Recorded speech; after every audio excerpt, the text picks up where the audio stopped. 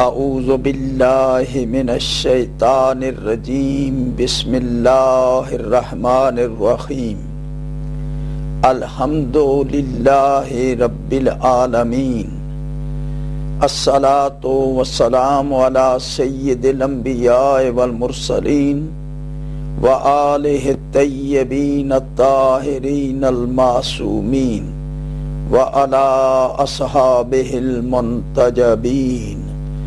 اما بعد فقد قال اللہ سبحانہ وتعالی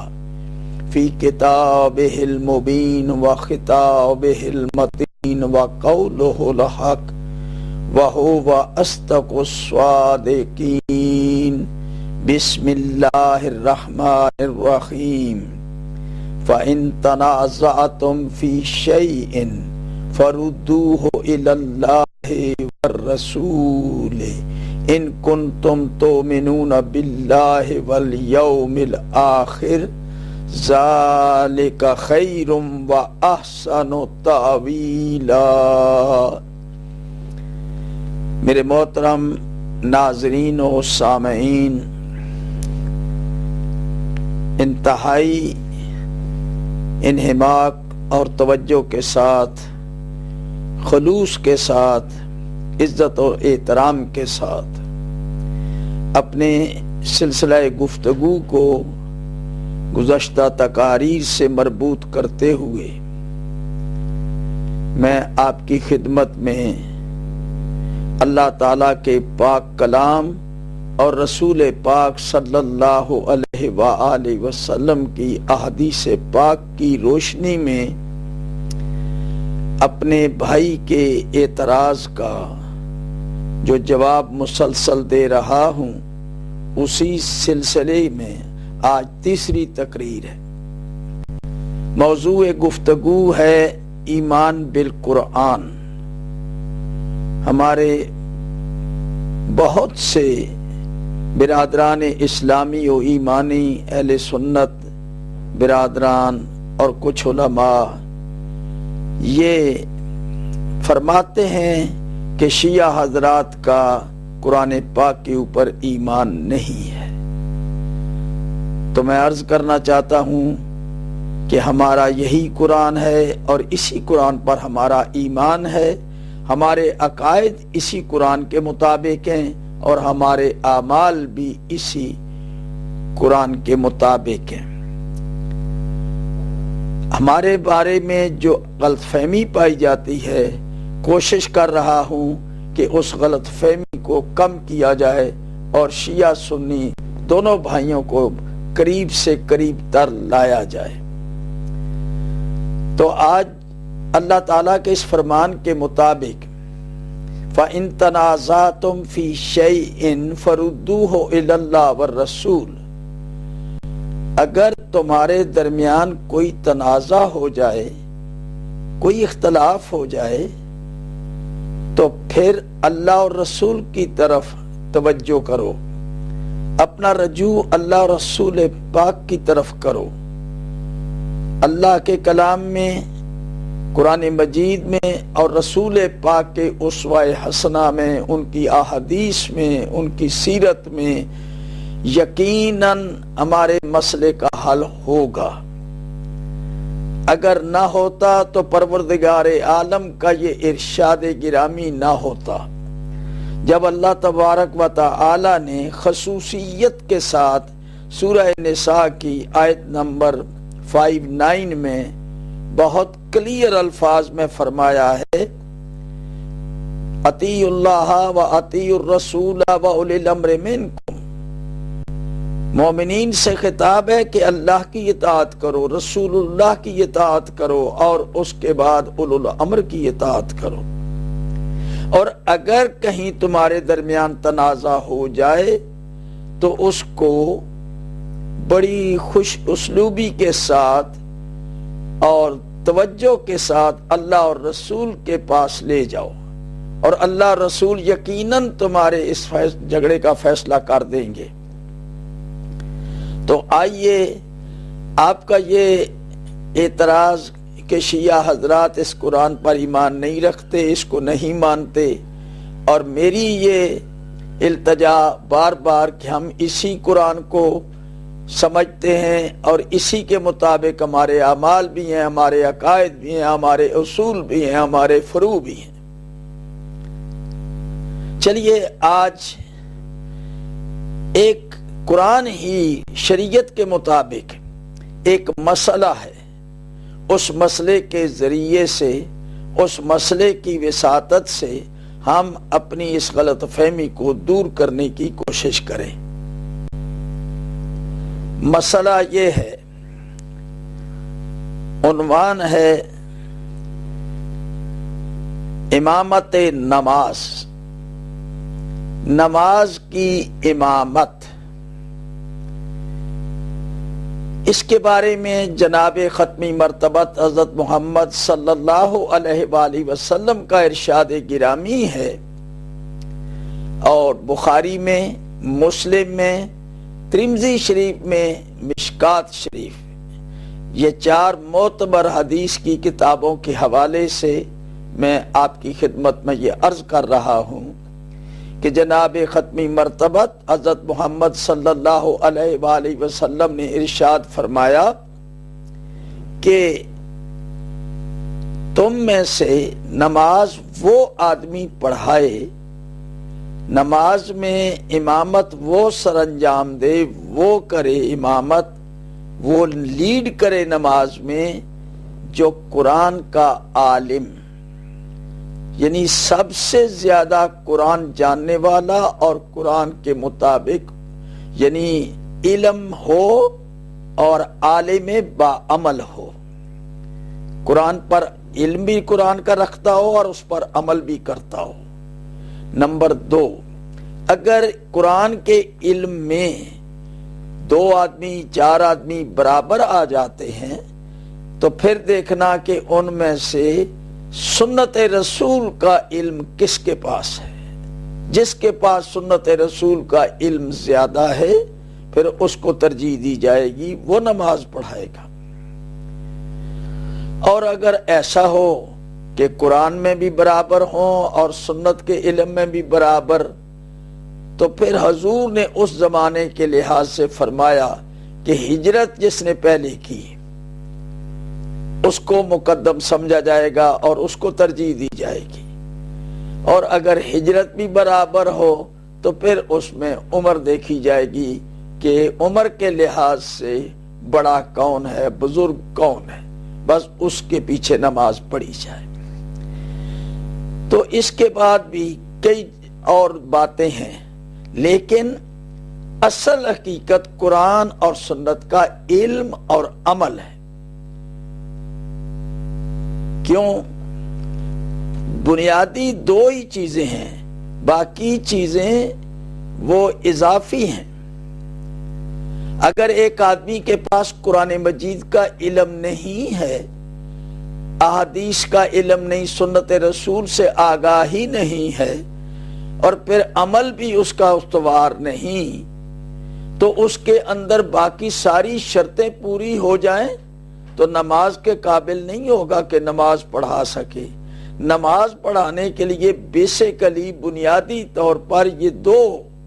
اس کے اندر صفات ہونی چاہیے،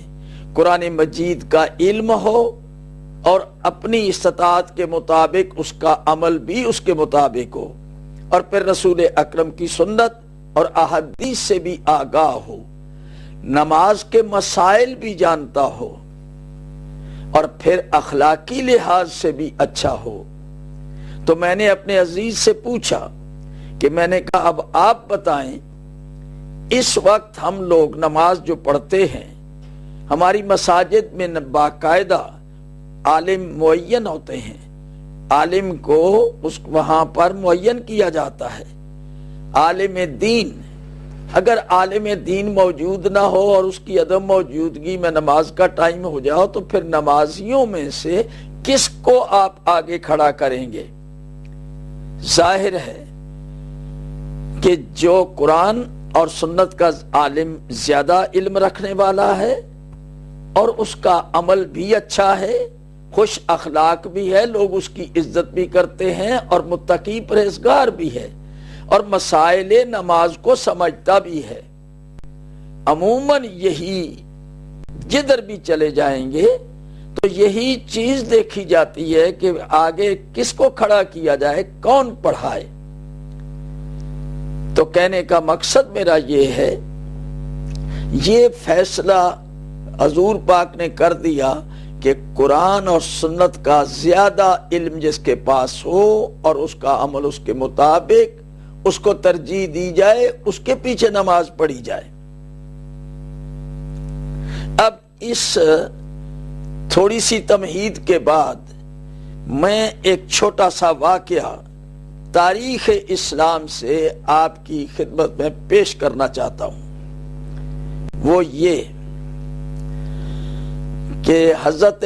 عثمان رضی اللہ عنہ کے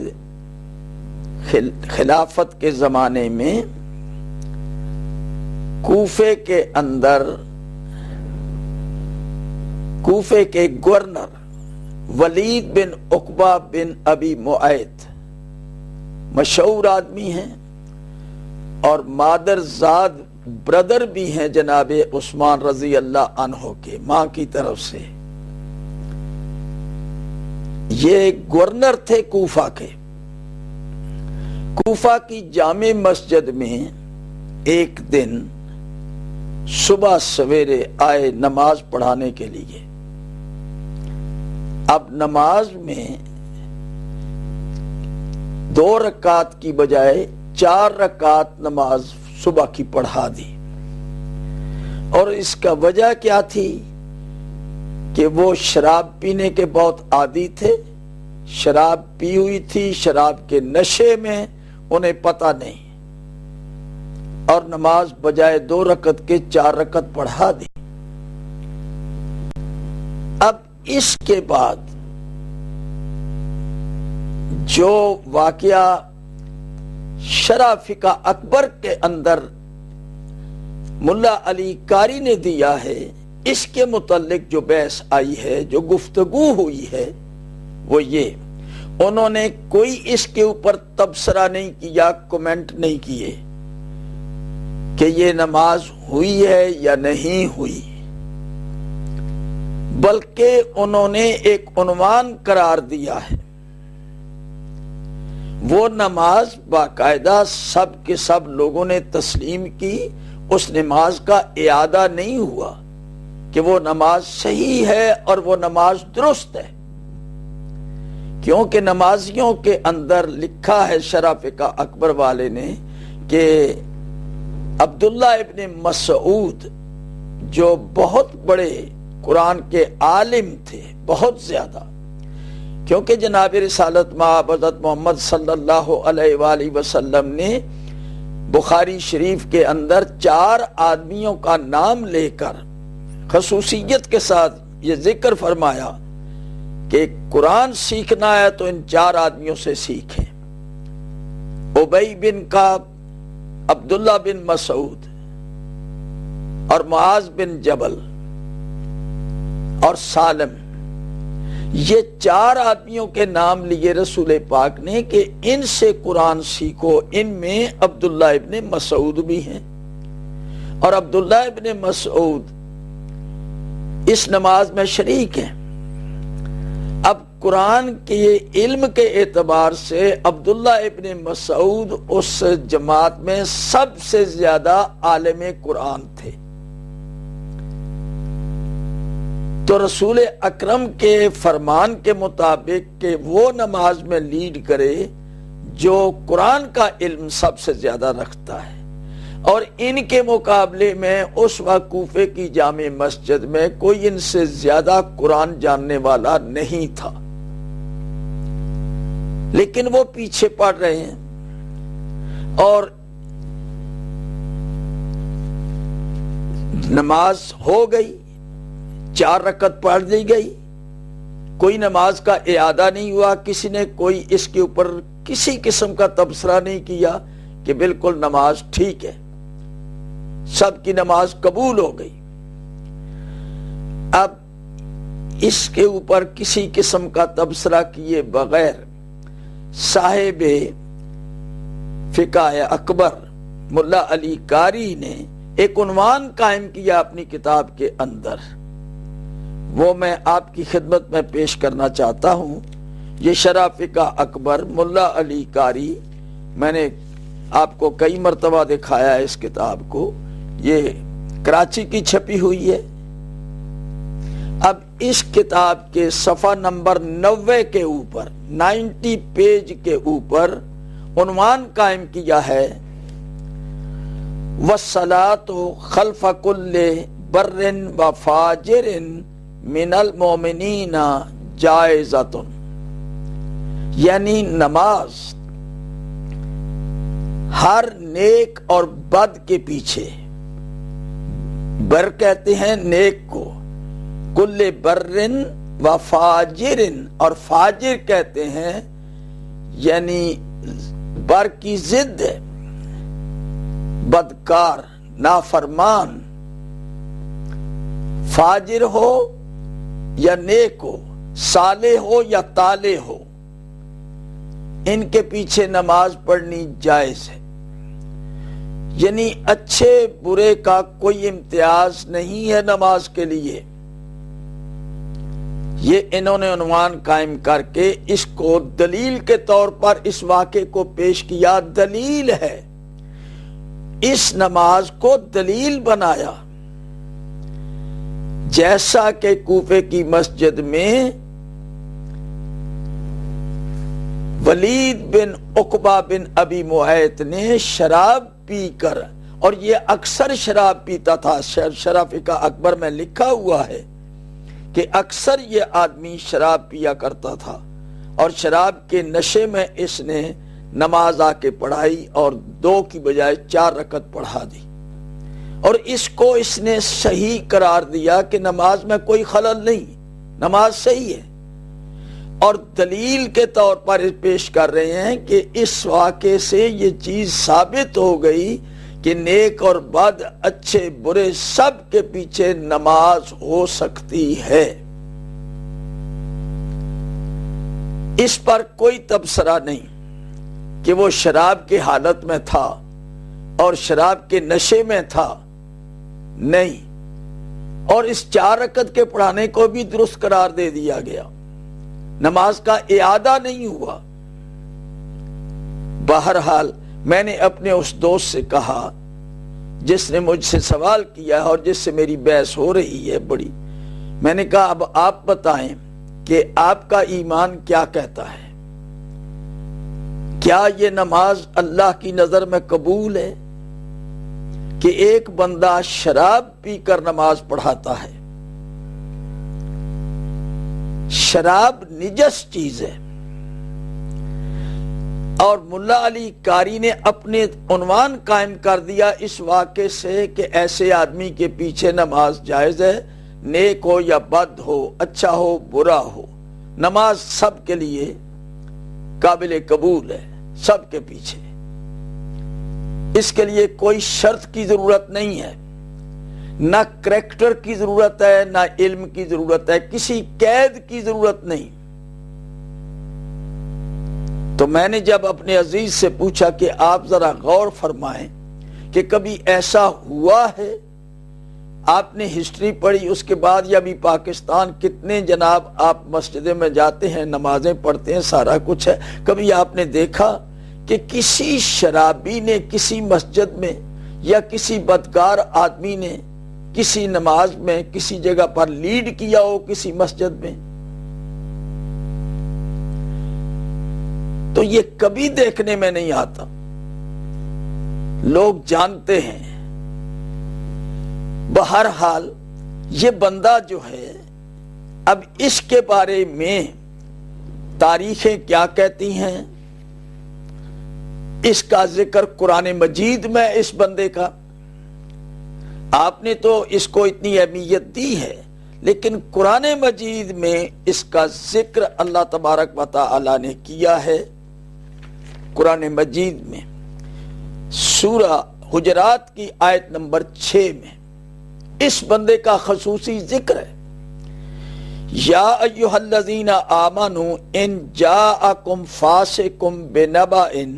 فتبینوا ان تصیبوا قوما بجہالۃ فتصبحوا علی ما فعلتم نادمین۔ واقعہ یہ ہے کہ جناب رسالت مآب حضرت محمد صلی اللہ علیہ وآلہ وسلم نے ایک نیا قبیلہ ہے، قبیلہ بنی المستلق، ان نئے مسلمان ہوئے ہیں اور ان لوگوں نے رسول پاک سے درخواست کی کہ ہم نے زکوٰۃ کا مال جمع کیا ہے اور ہم زکوٰۃ ادا کرنا چاہتے ہیں، آپ اپنا نمائندہ بھیجیں اور زکوٰۃ ہم اس کے پاس دے دیں گے، زکوٰۃ اس کے، کیونکہ زکوٰۃ میں کچھ جانور بھی ہیں اور بہت سارا مال ہے، تو اس میں ہم اس کو باقاعدہ عزت کے ساتھ اس کے سپرد کریں گے، 7 آدمی لگائیں گے اور جتنا زکوٰۃ کا مال ہے وہ آپ تک پہنچائیں گے۔ جناب رسالت مآب صلی اللہ علیہ وآلہ وسلم نے انہیں ولید بن عقبہ کو کہا کہ آپ جائیں اور ان سے زکوٰۃ وصول کر کے لے آئیں۔ یہ گئے اور نامعلوم انہیں کیا خیال آیا، وہ لوگ چونکہ نئے نئے مسلمان ہوئے تھے اور رسول پاک صلی اللہ علیہ وآلہ وسلم کی طرف سے قاصد آ رہا ہے نمائندہ، تو وہ استقبال کے لیے نکلے باہر اور کافی لوگ تعداد میں تھے۔ اس نے ان کو جب دیکھا کہ یہ گاؤں سے باہر نکل کے آ رہے ہیں تو یہ وہاں سے بھاگ آیا اور جناب رسالت مآب صلی اللہ علیہ وآلہ وسلم سے کہنے لگا کہ یا رسول اللہ، وہ تو زکوٰۃ تو ادا کرنے سے انکار کر رہے ہیں اور وہ مجھے مارنے کے لیے آ گئے تھے۔ حضور نبی کریم نے کہا ایسا تو نہیں ہو سکتا۔ بہرحال کچھ ایسے لوگ تھے آپ کے صحابہ میں جنہوں نے حضور پاک کو مشورہ دیا کہ ان کی خبر لینی چاہیے اور ان پر ہمیں جا کے ان پر چڑھائی کرنی چاہیے کہ انہوں نے ایسی بدعہدی کیوں کی ہے۔ حضور پاک اب سوچ میں ہے کہ نہیں، ذرا صبر سے کام لیں۔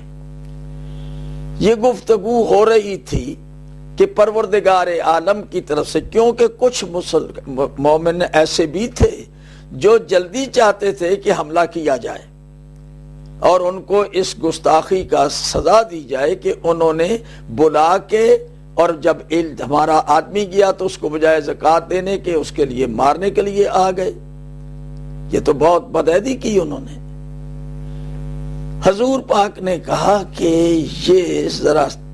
انتظار کریں، تحقیق اس کی ہونی چاہیے۔ بس حضور یہ فرما رہے ہیں کہ اتنے میں جبریل امین آیت لے کے آ گئے، یہ جو میں نے آپ کی خدمت ہے اب پڑھی ہے۔ اے صاحبان ایمان، جب کوئی فاسق تمہارے پاس خبر لے کے آئے تو اس کی تحقیق کر لیا کرو، کہیں ایسا نہ ہو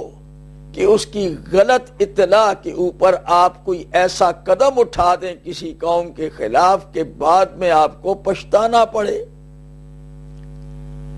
یہ میرے پاس تفسیر طبری ہے، ابو جعفر محمد بن جریر طبری کی کتاب تفسیر ہے قرآن مجید کی۔ یہ اس کتاب کے اس تفسیر کے مطابق میں گفتگو کر رہا ہوں کہ یہ کون ہے، ولید بن عقبہ بن ابی معیط، اور اس کے لیے قرآن مجید نے لفظ استعمال کیا فاسق۔ یہ فاسق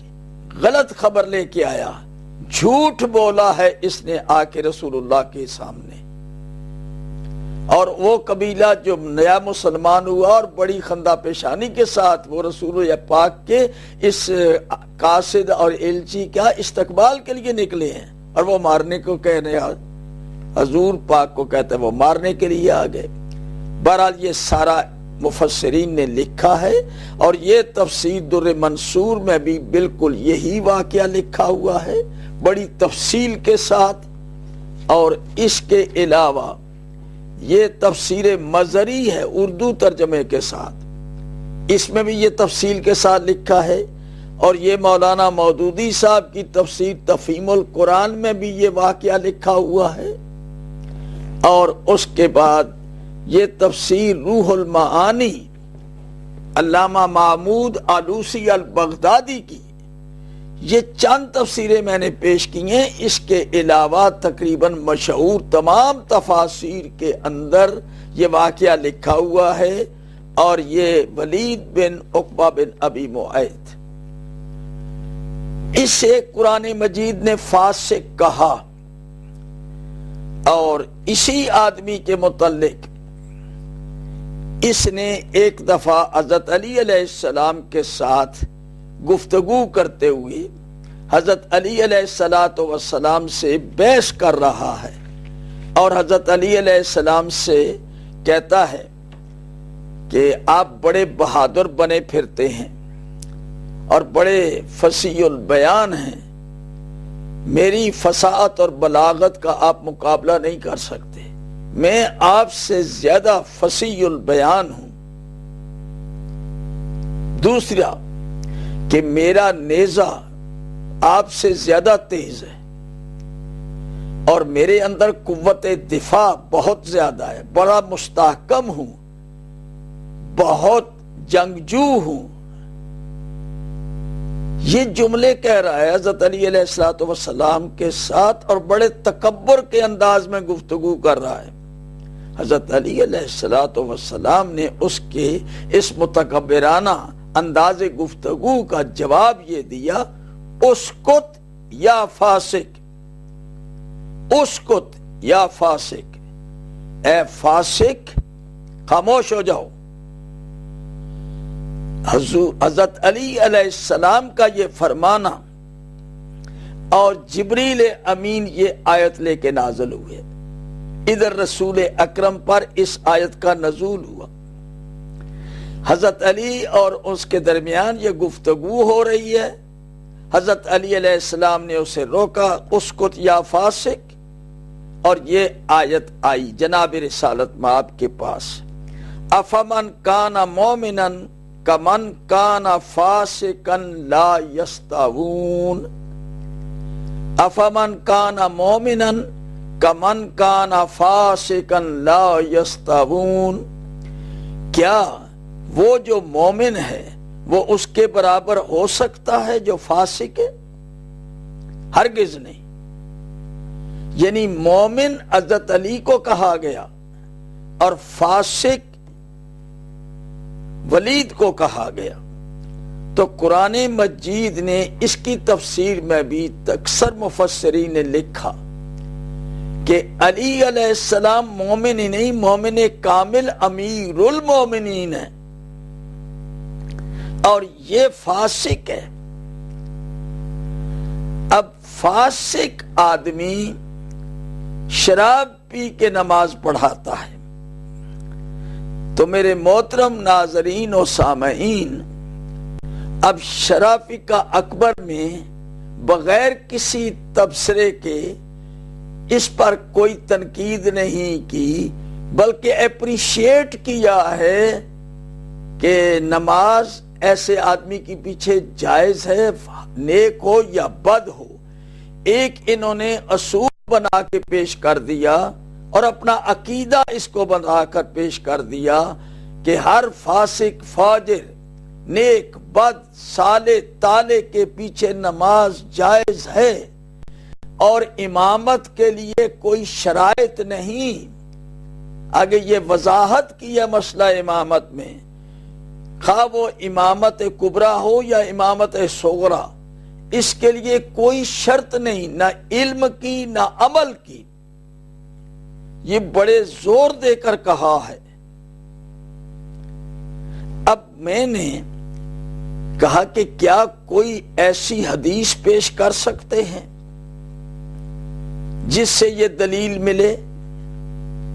تو آئیے، میں نے اپنے عزیز سے کہا کہ آؤ ذرا قرآن مجید کی طرف توجہ کریں، کیا یہ بات صحیح ہے کہ اچھے اور برے کا کوئی امتیاز نہیں؟ اور برے سے برا آدمی شراب پی کے نماز پڑھا رہا ہے، تو پروردگار عالم کیا کہہ رہا ہے قرآن مجید میں؟ اللہ کا ارشاد ہے، یا ایھا الذین آمنوا لا تقربوا الصلاۃ وانتم سکارا، اے صاحبان ایمان نماز کے قریب نہ جانا، لا تقربوا الصلاۃ وانتم سکارا حتی تعلموا ما تقولون۔ سورہ مائدہ کی آیت نمبر 90 میں نے آپ کے سامنے پڑھی ہے۔ یہ اللہ تبارک و تعالی فرما رہا ہے، نشے کے عالم میں کبھی نماز کے قریب نہ جانا، کبھی نماز کے قریب نہ جانا، یہ منع کیا ہے۔ یہ معذرت چاہتا ہوں، یہ سورہ نساء کی آیت نمبر 43 ہے، یا ایھا الذین آمنوا لا تقربوا الصلاۃ وانتم سکارا حتی تعلموا ما تقولون۔ اب اسے پتہ ہی نہیں ہے، یعنی بجائے 2 کے 4 پڑھا دی نا، تو قرآن یہی کہہ رہا ہے کہ تم نشے میں نماز کے قریب نہ آنا، تمہیں پتہ ہی نہیں چلے گا تم کیا کہہ رہے ہو، کیا کہنا چاہتے ہو، کس کے سامنے کھڑے ہو۔ تو اللہ تعالیٰ نے یہ منع فرمایا کہ نشے میں کبھی بھی نماز کے قریب نہ جانا۔ ایک بات، اب اس کے بعد سنیں، یہ اس وقت کا واقعہ ہے جبکہ شراب ابھی حرام نہیں ہوئی تھی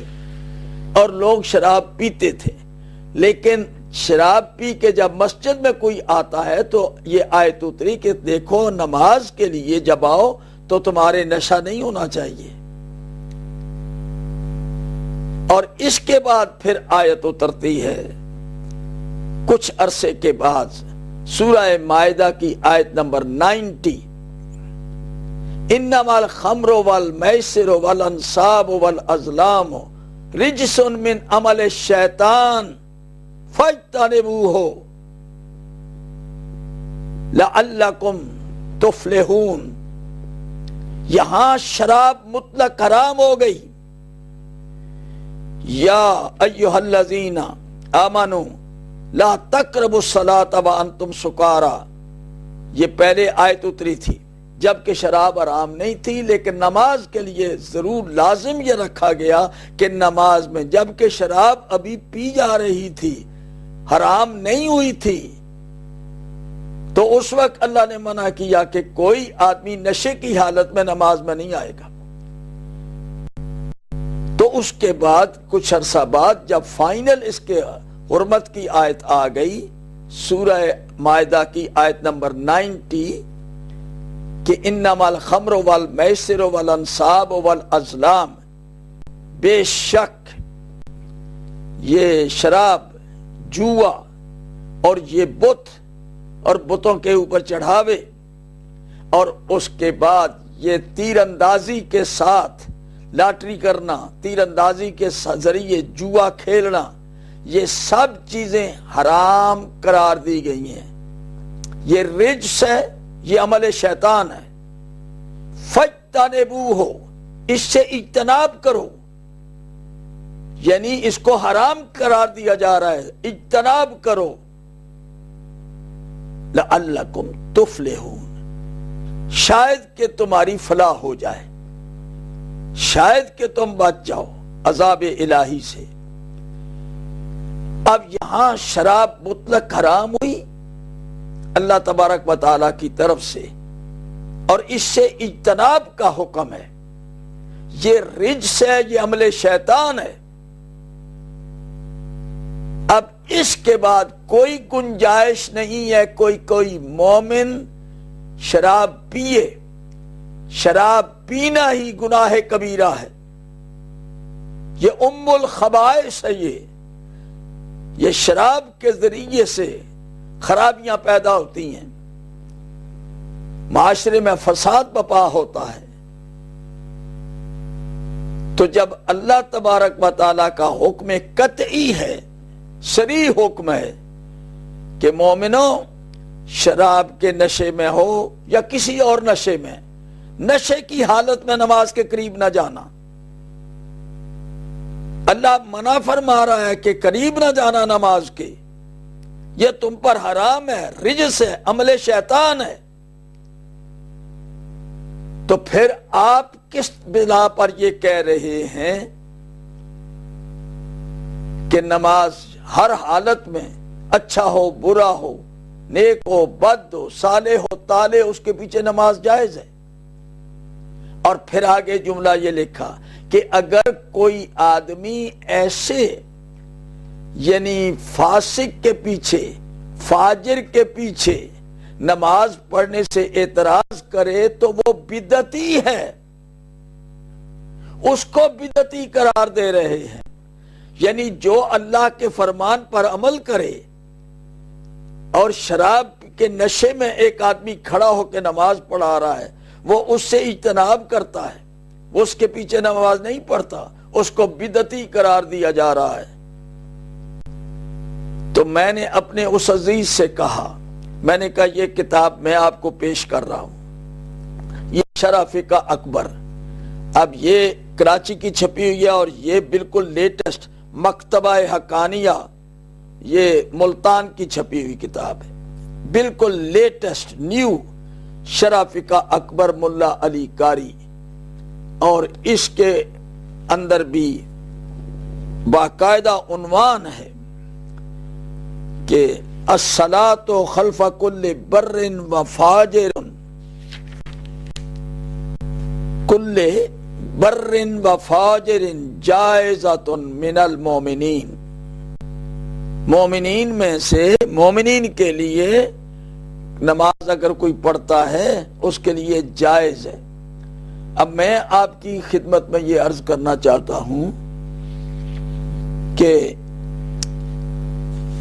ولید بن عقبہ نے یہ نماز پڑھائی ہے، قرآن نے اس کو فاسق ڈکلیئر کیا ہے۔ کیا فاسق شراب پی کے نماز پڑھائے اور اس کو پروٹیکٹ کیا جائے، یعنی اس کی نماز کی تعریف کی جائے اور اس کے ذریعے سے جواز پیدا کیا جائے کہ ایک گورنر نے شراب پی کر چونکہ نماز پڑھائی ہے لہذا یہ مومن پڑھ سکتے ہیں اور یہ مومنین کے لیے جائز ہے۔ قرآن مجید کہتا ہے کہ نشے کے عالم میں نماز کے قریب مت جاؤ، پھر قرآن مجید یہ کہہ رہا ہے کہ انما الخمر والمیسر والانصاب والازلام رجس من عمل الشیطان فاجتنبوہ، ان چیزوں سے اجتناب کرو تاکہ تمہاری نجات تمہیں مل جائے۔ تو میں عرض کرنا چاہتا ہوں کہ یہ 76 پیج کے اوپر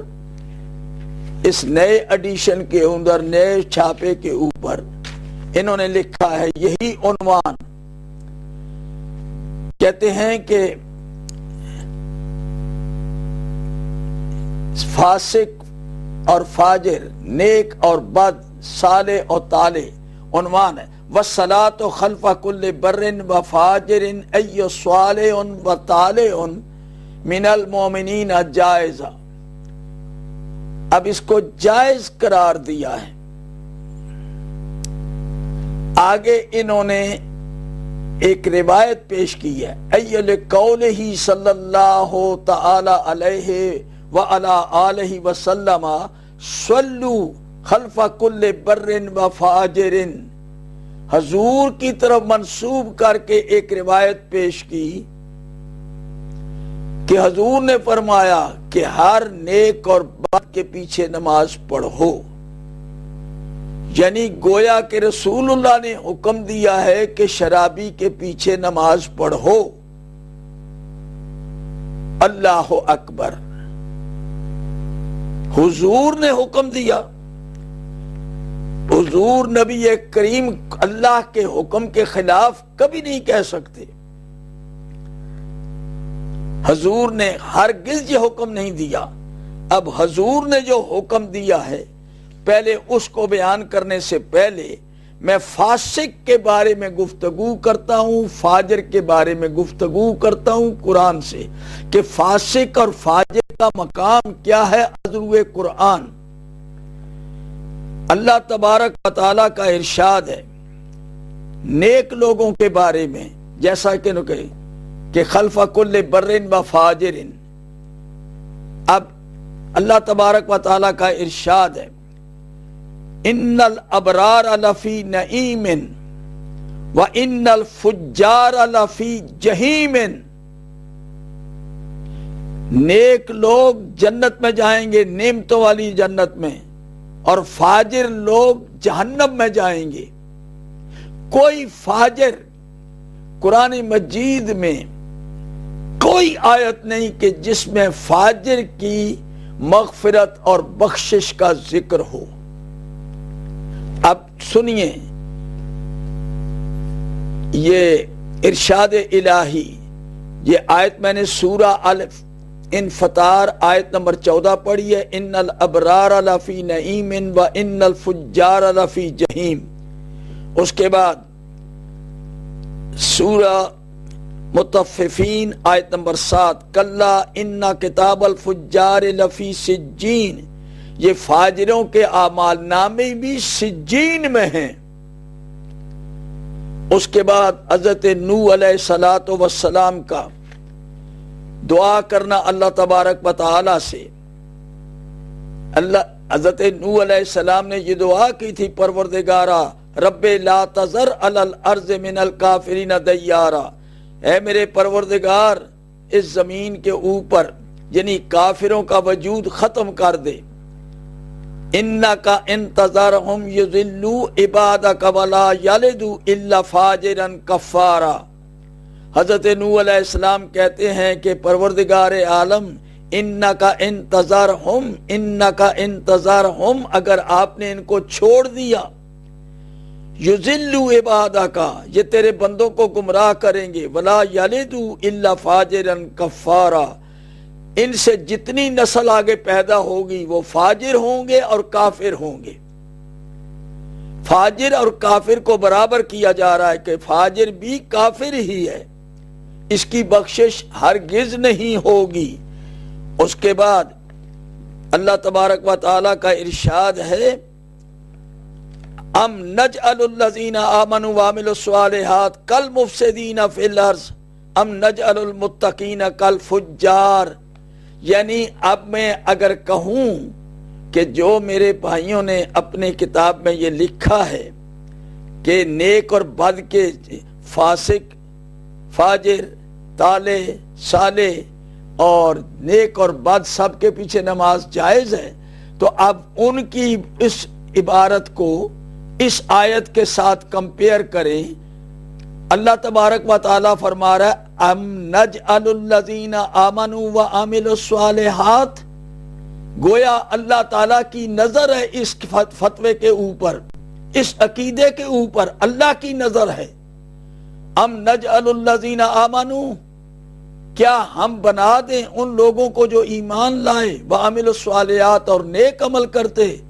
کالمفسدین فی الارض، زمین میں فساد مچانے والوں کے برابر کر دیں؟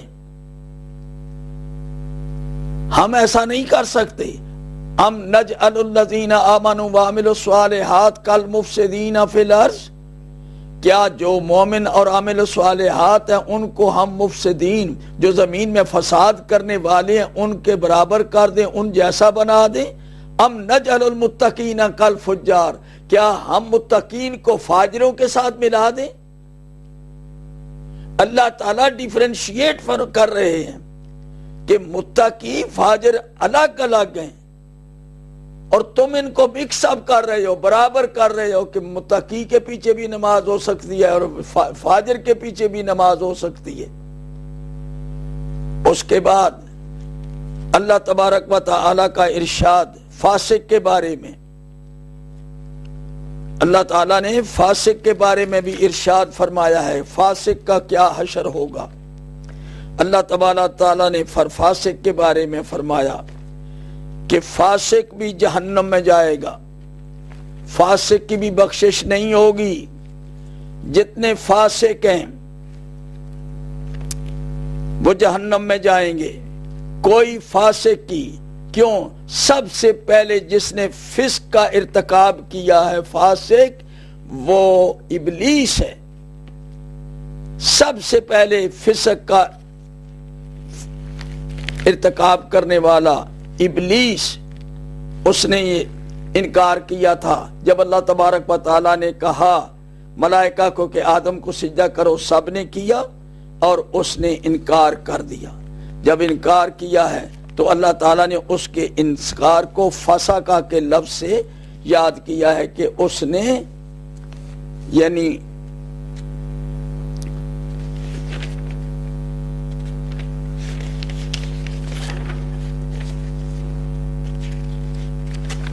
ارشاد ہوتا ہے وَإِذْ قُلْنَا لِلْمَلَائِكَةِ اسْجُدُوا لِآدَمَ فَسَجَدُوا إِلَّا إِبْلِيسَ كَانَ مِنَ الْجِنِّ فَفَسَقَ عَنْ أَمْرِ رَبِّهِ فَفَسَقَ عَنْ أَمْرِ رَبِّهِ پروردگار عالم کے امر کو اس نے انکار کیا، ٹھکرا دیا. أَفَتَتَّخِذُونَهُ وَذُرِّيَّتَهُ أَوْلِيَاءَ مِن دُونِي وَهُمْ لَكُمْ عَدُوٌّ وَبِئْسَ لِلظَّالِمِينَ بَدَلًا. اب اللہ تبارک و تعالی فرماتا ہے کہ خبردار اس کو اور اس کی ذریت کو نہ پکڑنا، ان کے پیچھے نہ چلنا. شیطان اکیلا نہیں، اس کی ذریت بھی ہے. اللہ نے منع فرمایا ہے. اور اللہ تبارک و تعالی کا یہ ارشاد ہے کہ کبھی بھی فاسق ہدایت قبول نہیں کر سکتا، فاسق کو ہدایت نہیں ہوگی. سورہ صف کی آیت نمبر 5 میں اللہ کا ارشاد ہے واللہ لا یہدی القوم الفاسقین، اور اللہ کبھی بھی فاسقوں کو ہدایت نہیں دیتا. سورہ توبہ کی آیت نمبر 24 میں ہے واللہ لا یہدی القوم الفاسقین، یقیناً اللہ تبارک و تعالیٰ کافی فاسقوں کو ہدایت نہیں دیتا. اس کے بعد اللہ فاسق سے راضی نہیں. فَإِنَّ اللَّهَ لَا يَرْضَىٰ عَنِ الْقَوْمِ الْفَاسِقِينَ، بس اللہ تبارک و تعالیٰ لا يَرْضَىٰ عَنِ الْقَوْمِ الْفَاسِقِينَ، اللہ فاسق قوم سے کبھی راضی نہیں ہوگا. إِنَّ اللَّهَ لَا يَهْدِي الْقَوْمَ الْفَاسِقِينَ، سورہ منافقون آیت نمبر 6، سورہ مائدہ آیت نمبر 108 واللہ لا یہدی القوم الفاسقین، اللہ فاسقوں کو کبھی ہدایت نہیں دیتا. اس کے بعد والذین کذبوا بآیاتنا یمسہم العذاب بما کانوا یفسقون، یعنی وہ لوگ کہ جنہوں نے ہماری آیتوں کو جھٹلایا یقیناً وہ عذاب کو چکھیں گے اس وجہ سے کہ انہوں نے فسق کیا ہے، وہ فاسق ہیں، اللہ کے نافرمان ہیں. سورہ بقرہ کی آیت نمبر 59 فَأَنزَلْنَا عَلَى الَّذِينَ ظَلَمُوا رِجْزًا مِّنَ السَّمَاءِ بِمَا كَانُوا يَفْسُقُونَ، بس ہم نے ان لوگوں کے اوپر جنہوں نے ظلم کیا ہے ان پر عذاب نازل کیا آسمان سے اس لیے کہ وہ فاسق تھے. سورہ سجدہ کی آیت نمبر 20 وَأَمَّا الَّذِينَ فَسَقُوا فَمَأْوَاهُمُ النَّارُ، وَأَمَّا الَّذِينَ فَسَقُوا، جن لوگوں نے فسق کیا، اللہ کی نافرمانی کی، فَمَأْوَاهُمُ النَّارُ، ان کا ٹھکانہ آگ ہے، جہنم ہے. اب میں آپ کی خدمت میں عرض کرنا چاہتا ہوں فاسق اور فاجر کی بخشش کے لیے کوئی آیت قرآن میں نہیں، کوئی آیت نہیں ہے. رسول اکرم کا یہ فرمان اب میں آپ کی خدمت میں یہ پیش کرنا چاہتا ہوں کہ حضور نے فرمایا، آپ کہتے ہیں کہ کوئی بھی ہو فاسق فاجر سب امامت کر سکتے ہیں. اب میں آپ کی خدمت میں عرض کرنا چاہتا ہوں حضور نے کیا فرمایا. یہ آپ کہہ رہے ہیں، حضور کا ارشاد گرامی آپ سنیے. حضور ارشاد فرما رہے ہیں، بڑی مشہور حدیث ہے اور یہ میں آپ کو پیش کرنے لگا ہوں. طبرانی شریف کی 3 جلد معجم الکبیر سے صفحہ نمبر 168 سے حضور ارشاد فرماتے ہیں، حذیفہ کی روایت ہے، ان حذیفہ رضی اللہ عنہ قال قال رسول اللہ صلی اللہ علیہ وآلہ وسلم انہا ستکون علیکم امراء یکذبون فمن صدقہم بکذبہم واعانہم علی ظلمہم فلیس منی ولست منہ ومن لم یصدقہم بکذبہم ولم یعنہم علی ظلمہم فہو منی وانا منہ وسیارد علی الحوض غدا انشاء اللہ۔ حضور نبی کریم ارشاد فرما رہے ہیں، دیکھو ان قریب، ستکونو بہت قریب، ان قریب تمہارے اوپر ایسے امراء آئیں گے جو جھوٹے ہوں گے، جس کسی نے ان کے جھوٹ میں کی تصدیق کی اور جس نے ان کے ظلم میں ان کی مدد کی، جھوٹے بھی ہوں گے ظالم بھی ہوں گے، جس کسی نے ان کے جھوٹ کی تصدیق کی، ظلم میں ان کی مدد کی، فلیس منی، ان کا میرے ساتھ کوئی تعلق نہیں، کوئی واسطہ نہیں، اور جس کسی نے یعنی وہ ان کا کوئی تعلق نہیں، وَلَمْ يُصَدِّقْهُمْ بِكِذْبِهِمْ وَلَمْ يُعِنْهُمْ عَلَىٰ ظُلْمِهِمْ، اور جنہوں نے ان کے ساتھ تعاون نہیں کیا، ان کی تصدیق نہیں، وہ میرے ہیں اور میں ان کا ہوں، اور وہ میرے پاس حوض کوثر پر آئیں گے۔ جنہوں نے جھوٹے حاکموں کی، ظالم حاکموں کی تائید کی، وہ یاد رکھیں وہ میرے نہیں ہیں، ان کا میرے ساتھ کوئی تعلق نہیں ہے۔ اب میں آپ کی خدمت میں نتیجے کے طور پر یہ ترمذی شریف سے پیش کرنے لگا ہوں نبی کریم کا ارشاد گرامی، اور آج کا موضوع یہاں ختم ہوگا۔ حضور نبی کریم ارشاد فرما رہے ہیں، ایک مجمع ہے، اس مجمع میں لوگ بیٹھے ہوئے ہیں، رسول اللہ ان کے سامنے اپیئر ہوئے اور تشریف لائے، تو آپ نے ایک بات ان کے سامنے کی۔ حضور ارشاد فرماتے ہیں، اسمعو، میری بات سنو، میری بات غور سے سنو، اسمعو، حل سمعتم، کیا تم میری بات سنتے ہو؟ کیا تم میری بات سنتے ہو؟ بار بار اسمعوا هل سمعتم انه سيكون بعدي امراء فمن دخل عليهم وصدقهم بكذبهم واعانهم على ظلمهم فليس مني ولست منه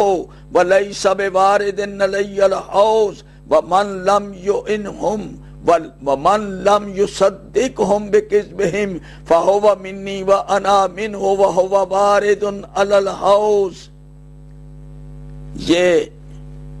بڑی تیزی کے ساتھ میں آپ کے سامنے پیش کر رہا ہوں ترمذی شریف کی یہ جلد اول ہے، یہ کراچی کی چھپی ہوئی ترجمے کے ساتھ صفحہ نمبر 867 اور 68 سے پیش کر رہا ہوں۔ نبی کریم نے وارننگ دی ہے، مجمع بیٹھا ہوا ہے، آپ فرماتے ہیں اسمعو حل سمعتم، میری بات سنو، کیا تم سن رہے ہو؟ حل سمعتم انہو سیکون بعدی امراء، ان قریب میرے بعد ایسے امراء آئیں گے، فمن داخل علیہم فصدقہم، جو ان کے پاس گیا اور انہوں نے تصدیق کی، بکذبہم، ان کے جھوٹ کی تصدیق کی، وَأَعَانَهُمْ عَلَىٰ ظُلْمِهِمْ، اور ان کے ظلم میں ان کی مدد کی، فَلَيْسَ مِنِّي، وہ میرے نہیں ہیں، وَلَسْتُ مِنْهُ، میں ان کا نہیں، وَلَيْسَ بِوَارِدٍ عَلَيَّ الْحَوْض، اور وہ کبھی بھی حوض کوثر پر میرے پاس نہیں آئیں گے، وَمَنْ لَمْ يَدْخُلْ عَلَيْهِمْ وَلَمْ يُعِنْهُمْ عَلَىٰ ظُلْمِهِمْ وَلَمْ يُصَدِّقْ بِكِذْبِهِمْ فَهُوَ مِنِّي وَأَنَا مِنْهُ وَهُوَ وَارِدٌ عَلَيَّ الْحَوْض۔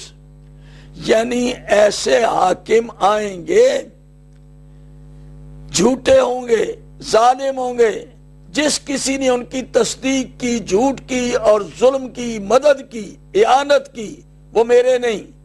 اور جس کسی نے ان کے ساتھ یعنی ان کے جھوٹ کی تائید نہ کی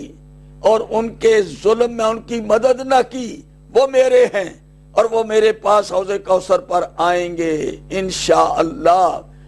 تو اب آپ بتائیے کہ رسول اکرم نے، اب آپ کہہ رہے ہیں کہ امام اچھا بھی برا بھی، اس میں کوئی امتیاز نہیں۔ رسول اکرم نے کہا جھوٹے بھی ہوں گے، ظالم بھی ہوں گے، ان کی تائید نہ کرنا۔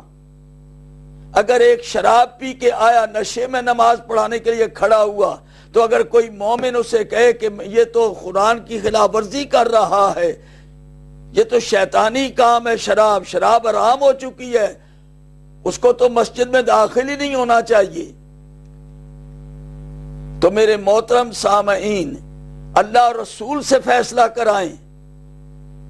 میں نے شرح فقہ اکبر میں جو کچھ مولوی صاحبان نے لکھا ہے یا جو کچھ اماموں نے لکھا ہے، اس کا مقابلہ کریں اللہ اور رسول کے کلام کے ساتھ۔ اگر ہم یہ فیصلے کریں، یہ اللہ اور رسول کہہ رہے ہیں کہ شراب حرام ہے اور شراب کے نشے میں نماز کے قریب مت جاؤ، اللہ اور رسول منع کر رہے ہیں، حضور کہتے ہیں کہ یہ لوگ ظالم ہیں، یہ جھوٹے ہیں، ان کی ساتھ نہ دو، اور آپ لکھ رہے ہیں کہ اگر ان کے پیچھے کوئی نماز نہ پڑھے تو وہ بدعتی ہے۔ اب عجیب بات ہے، ایک مومن کبھی بھی جھوٹے آدمی کے پیچھے نماز نہیں پڑھے گا، ظالم کے پیچھے نہیں پڑھے گا، وہ تو اللہ اور رسول کے فرمان پر چلے گا۔ اب یہ اللہ کا فرمان کہ لا تقربوا الصلاۃ وانتم سکارا، اور اس کے بعد اگلی کہ دیکھو یہ سارا انما الخمر والمیسر والانصاب والازلام رجس من عمل الشیطان، یہ سب غلاظتیں ہیں، یہ گندگی ہے، شیطان کا یہ فعل ہے۔ اجتنبوا فاجتنبوا، اس سے اجتناب کرو، اس سے اجتناب کرو، بچو تاکہ تمہاری فلاح ہو جائے، تم کامیاب ہو جاؤ۔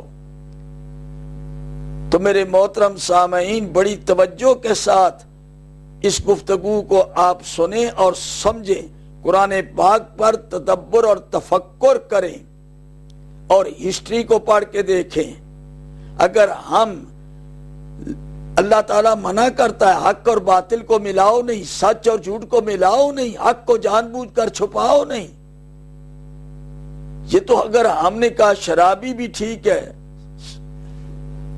تو میں ابھی میرا وقت ختم ہو رہا ہے، میں آپ کی خدمت میں دست بستہ دعا کروں گا کہ میں نے جو گفتگو کی ہے وہ ہمارے اوپر جو الزام لگایا جاتا ہے کہ یہ قرآن کو نہیں مانتے، میں نے قرآن سے پڑھ کے بتایا ہے کہ یہ حقیقت میں برابر نہیں ہے۔ فاسق اور فاجر مومن کے مقابلے میں نہیں آ سکتے۔ فاجر کے پیچھے نماز ہم نہیں پڑھیں گے، فاسق کے پیچھے ہم نماز نہیں پڑھیں گے، کیونکہ اللہ اور رسول نے منع کیا ہے۔ فاسق بھی ہدایت یافتہ نہیں اور فاجر بھی، یہ سارے کے سارے جہنم میں جا رہے ہیں۔ ایک آیت نہیں کہ جس میں فاجر کی بخشش کی ایک آیت سنا دیں، یا کوئی آیت ایسی ہو کہ فاسق بخشا جائے گا، فاجر بخشا جائے گا، ہرگز نہیں، کوئی آیت نہیں قرآن مجید میں، نہ اللہ ان سے راضی ہے نہ ان کو یہ بخشش ہے۔ پروردگار عالم بطفیل محمد و آل محمد علیہ السلام ہم سب کو قرآن مجید پڑھنے اور اس کو سمجھ کر عمل کرنے کی توفیق عطا فرما۔ میرے اللہ مسلمانان عالم کو آپس میں اتفاق اور اتحاد کی توفیق عطا فرما۔ ربنا تقبل منا انک انت السمیع الدعاء بحق محمد وآلہ الطیبین الطاہرین الشرفاء وصلی علی جمیع الانبیاء والمرسلین برحمتک یا ارحم الراحمین۔